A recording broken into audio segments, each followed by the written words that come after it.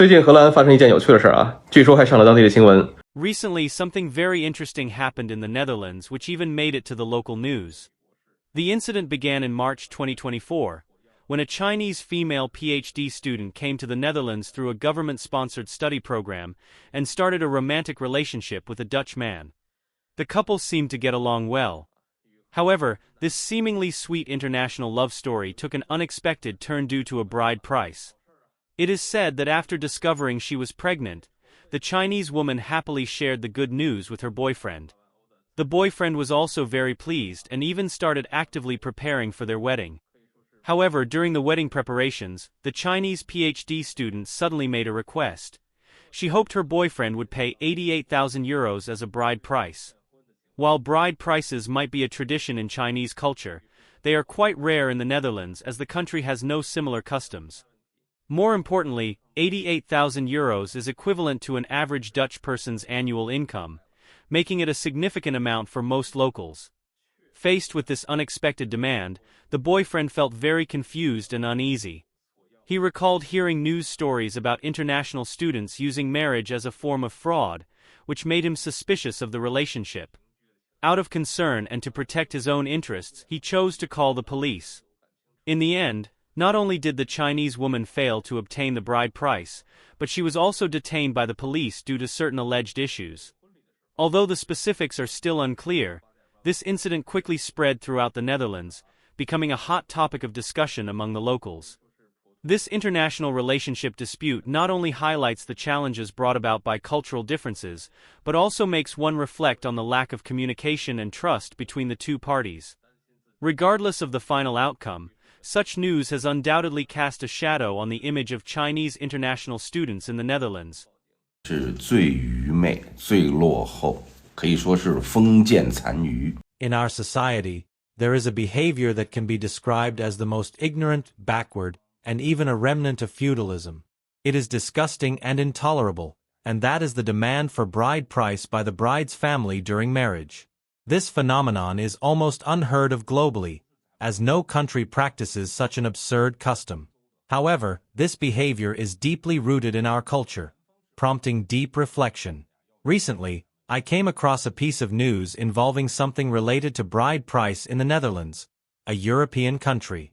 A Dutch man wanted to marry a Chinese woman, but the woman made a shocking demand. She asked for a bride price of 88,000 euros from him. It is important to note that the Netherlands, as a modern country, has no such tradition of bride price. Upon hearing this, the Dutch man could hardly believe his ears. What happened next? He chose to use the law to protect his rights, reporting the woman to the police and suing her in court for alleged marriage fraud. Isn't this a ridiculous situation?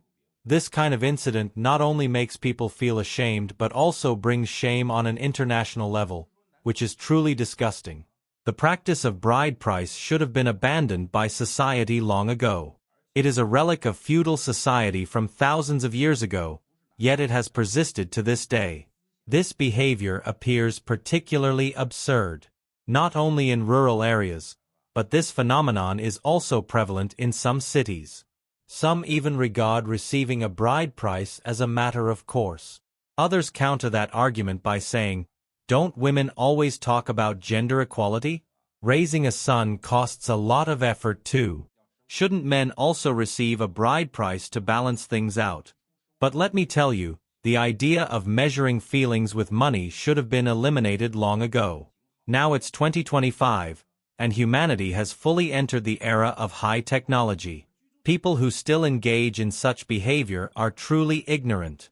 Especially for the younger generation, they should approach love and marriage more rationally. If two people truly love each other, they can choose to live together without getting married. If the bride's parents insist on asking for a bride price, one should seriously consider the meaning of such a behavior. Marriage is not a must. If the relationship is strong, you can completely choose not to get a marriage certificate but live together instead.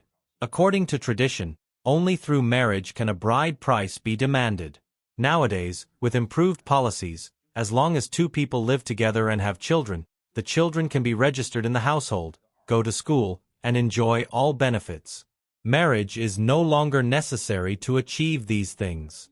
Therefore, I would like to advise young people, if faced with a situation involving a bride price, you must dare to refuse. Don't let these remnants of feudalism bind you. Approach love and life with a more open and rational attitude. Such behavior is not only a rejection of ignorance but also a responsibility for your own future happiness. As an older person, I'm speaking up for you and hope you can understand these principles. 西方国家的女生结婚为什么不要彩礼？ In Western countries, women are not required to ask for a bride price when they get married. This is not because they view money as unimportant, nor is it because they believe in so-called love above all. The real reason lies in the fact that in the Western countries you are familiar with, such as the United States, the United Kingdom, Canada, Australia, New Zealand, Japan, South Korea, and Singapore, where I currently reside, their marriage laws generally include a legal provision called spousal support. Spousal support is essentially a system designed to provide financial assistance to the party in the marriage who takes on family responsibilities and does not have an independent income source.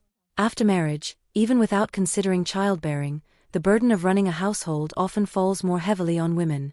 In cases involving parenting, this burden becomes even more pronounced. Let me ask, how many types of careers actually become a bonus to women's professional development because they get married, have children, and raise kids? Almost none. In fact, in most cases, marriage and childbirth, especially parenting, either severely hinder a woman's career or create significant obstacles. Many women, under such circumstances, are forced to give up their professional dreams, becoming full-time mothers and entirely abandoning their independent sources of income. This also means that their happiness might be completely dependent on others. If they are fortunate to find a good husband, they may enjoy a happy life. However, in cases of marital misfortune, women may lose all forms of security upon divorce. Particularly in China, since there is no spousal support provision in marriage law, divorced women generally lack basic financial support. It is precisely this legal deficiency that has led Chinese women to demand a bride price before marriage as a form of protection. In reality, the bride price, to some extent, serves as a substitute for the spousal support that women in Western countries are legally entitled to upon divorce. Take the United States as an example. Although marriage laws vary across states, almost all states have a spousal support system. In some states, if one party is significantly at fault during divorce proceedings, such as committing adultery, the other party can not only receive higher spousal support but might also gain the shared marital residence. In Singapore, there is a system known as wife's maintenance.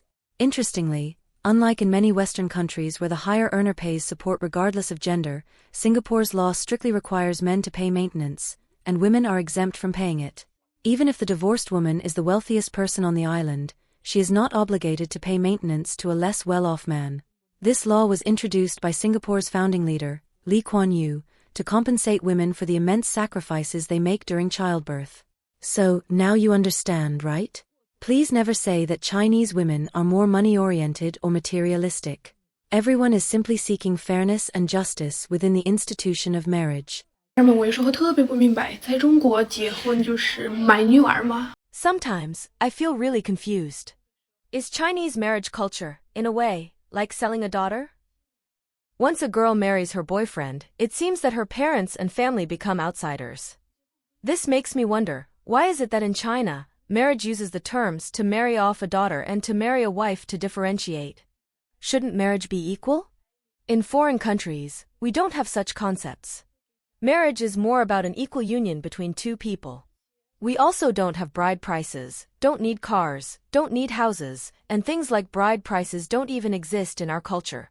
What makes me even more puzzled is this: even though this is universally accepted in China, why, after I get married and have children, must the child take the father's surname? Okay, if the first child takes the father's surname, I might reluctantly accept it, but if I have a second child, shouldn't it be allowed for the child to take my surname? This kind of rule makes me feel particularly unfair. I think that, for women in China, marriage seems to bring more burdens than rights. Not only do they have to marry out, but even their parents are marginalized, becoming nominal outsiders. On top of that, when it comes to having children, the children are traditionally required to take the father's surname, which is truly unfair to women. Of course, I understand that this is a tradition deeply rooted in Chinese culture. Perhaps, for many people, it is a natural cultural continuation. However, From my perspective, this kind of difference indeed makes it difficult for me to fully accept and understand. Maybe this is just a reflection of cultural differences. 你们结婚的彩礼都是多少钱呀？ Recently, I have been thinking a lot about the issue of betrothal gifts for marriage, as it has become increasingly important. My boyfriend and I have discussed the matter of the betrothal gift, and he mentioned a specific amount of 88,000 yuan. Later, one day, his mother approached me and directly asked if the amount could be reduced to 68,000 yuan. At the time, the occasion wasn't suitable for such a discussion since there were other people present, so I didn't give a clear answer. I felt a bit confused because I think the issue of the betrothal gift should be communicated between the parents of both sides rather than asking for my personal opinion directly. Although I am the bride, I feel that I cannot fully represent my family, so I wasn't sure how to respond appropriately. As for the matter of the 3 golds or 5 golds, I also feel a little overwhelmed. The 3 golds typically refer to a gold ring, a gold necklace, and a gold bracelet, while the 5 golds add a pair of gold earrings and a gold pendant to the set. His mother mentioned that if the betrothal gift is 68,000 yuan, they would purchase the 3 golds, but if it is 88,000 yuan, they wouldn't buy the 3 golds. This statement made me even more confused, as it doesn't align with the situation we discussed earlier. Earlier, I had mentioned the betrothal gift to my mother, and she said it should be 100,000 yuan without specifying any other requirements. When I conveyed this amount to my boyfriend, he might have passed it on to his mother, and later the amount for the betrothal gift changed from 100,000 yuan to 88,000 yuan. Then, his mother suggested that if it is 88,000 yuan, they could skip the 3 golds but would cover the wedding banquet costs. However, if the betrothal gift is 100,000 yuan, they would neither buy the 3 golds nor cover the banquet expenses. These changes left me even more puzzled, making the matter of marriage seem both complex and unpredictable. How exactly should the betrothal gift be calculated? Are the 3 golds or 5 golds a must? These questions leave me feeling lost. I'd like to know, for other ladies, how much was the betrothal gift when you got married? Is it necessary to purchase the 3 golds or 5 golds? How did you handle it specifically? Also, where are you from? I am from Guangxi, so I'd also like to learn about the customs and practices in different regions. I hope everyone can share their experiences to help me sort out these complicated issues. 为啥农村光棍越来越多了？你们知道现在农村娶一个媳妇儿要花多少钱吗？ I finally understand why there are more and more bachelors in rural areas. Do you know how much it costs to marry a wife in the countryside nowadays? A few days ago, my uncle's younger cousin went back home to arrange his engagement. He's only 29 years old. And on the second day after returning to the village, he went with a matchmaker to the woman's house to discuss the engagement. When he came back and calculated the expenses, I was truly shocked. I had never looked into this in detail before, but I didn't expect that the cost of getting married could be so high until I saw it firsthand. Let's first talk about the woman's requirements. The bride price is 180,000 yuan, which is already the first figure that made me feel immense pressure. Then there's the 3 golds, which are mandatory, costing around 40,000 yuan. Next, they require a house in the county with a minimum area of 90 square meters, reasoning that it's for the convenience of the children's education in the future.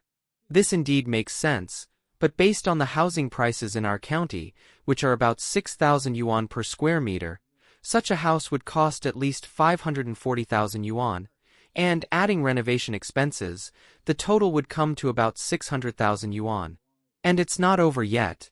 The woman's family also requires a car. Although they didn't specify a brand or price, it would still cost around 80,000 yuan. Apart from these, the wedding expenses are also substantial. Hosting a banquet is essential. According to the minimum standards in our area, a table costs about 800 yuan, and for a typical rural family, at least 20 tables are needed, amounting to approximately 20,000 yuan. Additionally, expenses related to wedding photos, car rentals, makeup, and stage decorations for the ceremony would cost another 20,000 yuan. Let's sum up all these expenses. A house costs 600,000 yuan, the bride price is 180,000 yuan, a car is 80,000 yuan, The 3 golds are 40,000 yuan, the banquet is 20,000 yuan, and the wedding-related expenses are 20,000 yuan. Altogether, this adds up to 940,000 yuan, nearly 1 million yuan. For a rural family, this is truly an astronomical figure. My uncle, who has been farming his whole life and living frugally, is now so anxious that he can't sleep at night. Just yesterday, he even called me to borrow money. That's when I realized the kind of pressure my cousin is facing. What surprised me even more is that these requirements are considered relatively reasonable in our hometown and are seen as easy to negotiate. In other words, such conditions are quite common and not considered excessive locally. Yet even so, for rural families, it's still a heavy burden. No wonder there are more and more bachelors in the village. It's simply unaffordable for many families, and getting married has become a luxury. Why are many Chinese men unwilling to pay a bride price? If you look at the issue from a societal perspective, you may understand some of the reasons. Imagine a 24-year-old man stepping into society with a monthly income of 10,000 yuan. If he starts a relationship, it's almost impossible for him to save any money in the next few years. If he chooses to stay single, his lifestyle will also be greatly restricted. He doesn't dare to travel, won't go to high-end places, can't afford new clothes, and even continues to wear torn underwear. On the surface, his life seems boring and monotonous, but only he knows that the money he desperately saves is his ticket to gaining basic respect in society. This is the expectation and pressure society places on men today. To save up tens of thousands of yuan, their entire youth is spent in loneliness and monotony. However, most of this hard-earned money eventually ends up becoming part of the bride price. Do you think this is fair? If marriage only required paying a bride price, it might still be acceptable. But reality often isn't that simple. A car, a house, renovations, furniture, appliances, the wedding dresses, diamond rings, and a honeymoon trip. All of these are part of the cost of marriage, and the majority of the burden typically falls on the man. These expenses already drain an ordinary family's savings. And at this point, the woman often demands the bride price as a guarantee for the future. So, who is providing this so-called guarantee? We are all independent individuals with the ability to earn money. True security should come from oneself, not from demanding it from others. Moreover, apart from China, which other country has the tradition of a bride price? If it were truly reasonable, why hasn't it been adopted globally? How much does it cost to get married in your hometown? Feel free to leave a comment below. I'd love to hear your thoughts. If you like this video, please give it a thumbs up and subscribe to our channel. Your support is incredibly important to us, and we'll continue to provide better content for you. Thank you again for watching, and see you next time.